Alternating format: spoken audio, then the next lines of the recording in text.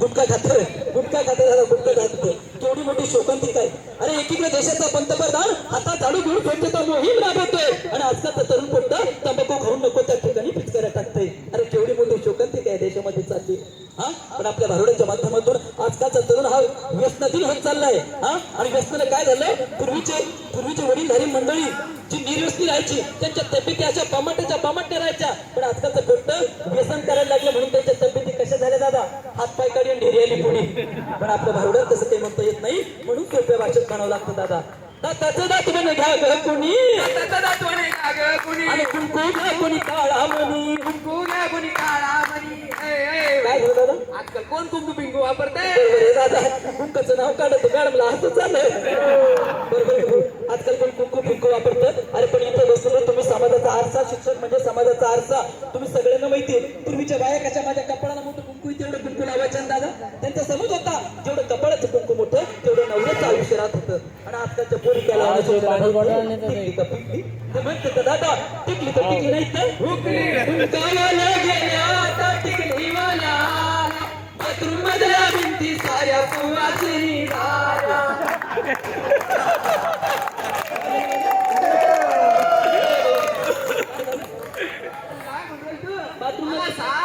Bathroom मधल्या भिंती संवादी झाल्या का?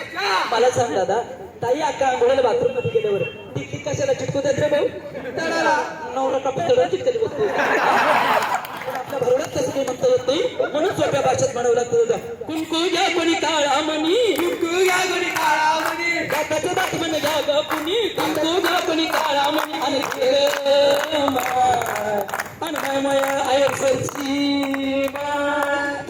खेळाला कुरकुळा घेऊन हे केसारी पाणी गमाईना काळी पोत म्हणी, केसारी म्हणी गे महिना काळी पोत म्हणी गे, काळी पोत म्हणी गे, पोत म्हणी गे. अगं सोनल घे कमल घे, सोनल गे कमल गे, हिमल घे नंदा घे, हिमल गे नंदा गे, अगं मंदा घे कांता घे, नंदा गे कांता गे. हे केसारी पाणी गमाईना काळी पोत म्हणी गे. केसारी पाणी गे महिना काळी पोत म्हणी गे.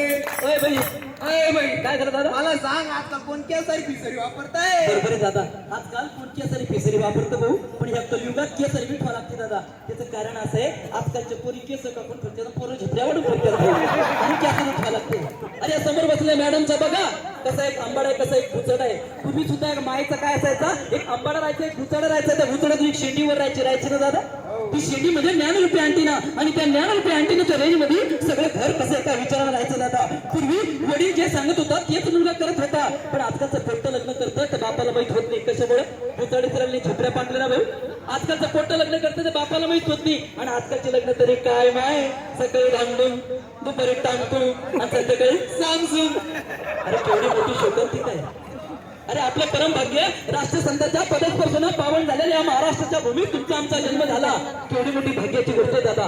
अरे वयाच्या 16व्या वर्षी स्वामी विवेकानंदांनी भारत भ्रमण केलं. अरे वयाच्या 16व्या वर्षी छत्रपती शिवाजी महाराजांनी स्वराज्याची स्थापना केली. अरे वयाच्या 16व्या वर्षी माझ्या ज्ञानेश्वरांनी ज्ञानोबांनी ज्ञानेश्वरी सांगितली. आणि आजकाल 16 वर्षाच्या आवल्यात काय म्हणते भाऊ, 16व्या वर्षी धोक्या ग, 16व्या वर्षी धोक्या ग, 16व्या वर्षी धोक्या ग, 16व्या वर्षी धोक्या ग. माझे गाडगे बाबा काय म्हणायचे, 16 वर्ष डोक्याचं नसून 16व्या वर्ष शिकायचं ग, 16व्या वर्ष शिकायचं, 16व्या वर्ष शिकायचं ग, 16व्या वर्ष शिकायचं. शिकून डॉक्टर व्हायचं, शिकून डॉक्टर वयाचं, आणि शिकून मास्तर व्हायचं, शिकून मास्तर वयाचं. 16व्या वर्ष शिकायचं ग, 16व्या वर्ष शिकायचं, 16व्या वर्ष शिकायचं ग, 16व्या वर्ष शिकायचं. अरे असा माझा महाराष्ट्र होता. बरोबर आहे की दादा. पण ह्या मोबाईल टीव्ही नंतर एवढा धिंगाणा लावला दादा. या मोबाईलचा चांगले वापर देखील आणि वाईट वापर देखील आहे. या मोबाईलचं एक तरुण पिढीला एक व्यसन करून, व्यसनच म्हणता येईल ना मॅडम, व्यसन. या तरुण पिढीने काय केलं, आणि ह्या मोबाईलला फक्त शहरी भागातली पोरं बिघडली नाही असं मॅडम, आमच्या ग्रामीण भागातलं पोट्ट बी काही ध्यानावर राहिलं नाही. ती कोणते हिंदी गाणे ना दादा, ते पोरांना शहरी भागातल्या पोरांना हिंदीत म्हणलं. कोणतं गाणे ना भाई ते, दिल जब जब तुझी को पुकारे मैं दौड़ी आऊं नदिया किनारे, मुझे सासू में बसले मुझे बाहू में बसले मुझे बोले साथिया तुझे दिल दे दिया, तेरा दिल दे दिया. विषय सांगायचं भाऊ गुरुजी हे गाणं तर शहरी भागातल्या पोट्यानं हिंदीत म्हणलं पण आमच्या ग्रामीण भागातल्या पोट्यानं हेच गाणं मराठीतून कसं म्हणलं असेल तुई माय गेली निंदाला चल ग पोरी दुना तुला